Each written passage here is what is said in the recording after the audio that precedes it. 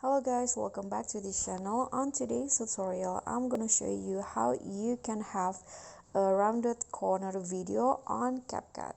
So if you guys want to know how you can have a rounded edges on your video, first you just need to import your clip and just click on it and find the masking options in the bottom.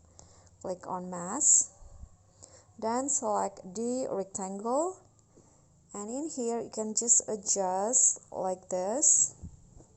You can adjust it as you like, and to have a rounded edge you can just click on this option on the top left corner, just drag it like this and you'll have that rounded corner like this, and it just the size like so. And after that, just click on the check icon and you are done.